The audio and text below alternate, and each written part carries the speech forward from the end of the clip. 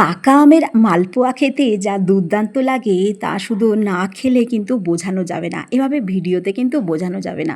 দেখো কত সুন্দর হয়েছে, একদম নরম, হাতে দিলেই কিন্তু দেখো একদম পুরো এত নরম যে এটা আর এতটা গরম ছিল আমি ছিঁড়তেও পারছিলাম না, তাও একটু চেষ্টা করছি একটু ভালোভাবে ছিঁড়ে ভিতরটা দেখানোর যে কতটা সুন্দরভাবে এটা হয়েছে।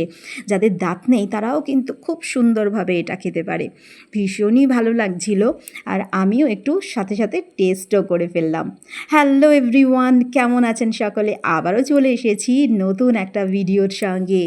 অবশ্যই কি ভিডিও জানাবো এই ভিডিওর মধ্যে, দেখতে থাকুন পুরোটা, একদম স্কিপ করবেন না। নিয়ে চলে এসেছি পাকা আম, একদম ঘরের পাকা আম, আর এই আম থেকেই বানাবো আমের মালপোয়া।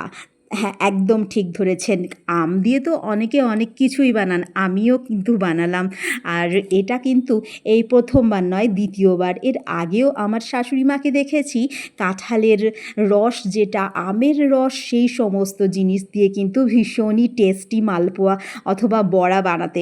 তো এবারটা আমি নিজেই ট্রাই করলাম। তো এখানে আমের যে পালসগুলো সেটা আমি করে নিয়েছিলাম, মিক্সিতে একটু গ্রাইন্ড করে নিয়েছিলাম, তার সাথে সুজি, ময়দা, পরিমাণ মতো চিনি দিয়ে, আর তার সঙ্গে একটু মৌরি দিয়ে আমার পেস্টটা কিন্তু এরকমই তৈরি করে নিয়েছিলাম। আর এই যে গরম তেলে, একদম ছাঁকা তেলে আমি দিলে আরও ভালো হয়, তো আমি তেলের পরিমাণটা একটু কম দিয়েছি, আপনারা চাইলে একটু তেলের পরিমাণটা বেশি দিলে আরও ভালো হয়। আরও এর থেকে বেশি পরিমাণে, মানে 5 থেকে 6টা পর্যন্ত বড়া আমরা বানাতে পারি।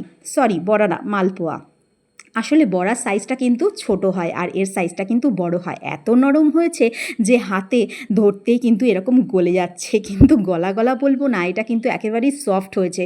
দেখো কতটা সফট হয়েছে, পুরো একদম এরকম হয়ে যাচ্ছে পজিশনটা। তো ভীষণই ভীষণই ভালো হয়েছে।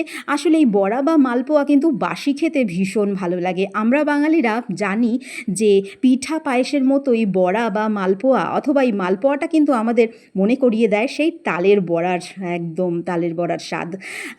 তো আমরা এরকম বড়া বানিয়েও ফেলেছি আর দিয়ে দিচ্ছি আমাদের বাড়ির লোকেদের সার্ভ করতে। প্রথমে আমার ছোট্ট বাবু, যে কিনা মিষ্টি খেতে ভীষণই ভালোবাসে, তার জন্য এই বাটিটা। তো সে প্রথমে নিতে চাইছিল না, যে কি দিয়েছি, কি টেস্ট করাচ্ছে মা। তারপরে টেস্ট করে দেখলো না বেশ ভালো লাগছে, তো সে সঙ্গে সঙ্গে খেলো। আর রয়েছেন আমাদের সবথেকে বড় নেতিবাচক, মানে তার কাছে যদি সার্টিফিকেট পাওয়া যায় তাহলে তুমি ভাববে একদম তুমি সাকসেস, আমার শাশুড়ি মা। একদম ঠিক ধরেছেন। তো আমার শাশুড়ি মাকেও আমি দিয়ে দিয়েছিলাম বড়াটা টেস্ট করতে, উনি বললেন বেশ ভালোই লেগেছে। তো আজকের মতো ব্লগটা এখানেই শেষ করছি। আমার বড়াটা তো বেশ ভালোই লাগলো, আপনারা কীরকমভাবে বানান জানান আমার কমেন্ট বক্সে। দেখা হচ্ছে অন্য ভিডিওর সঙ্গে, ততক্ষণ পর্যন্ত খুব ভালো থাকবেন, সুস্থ থাকবেন।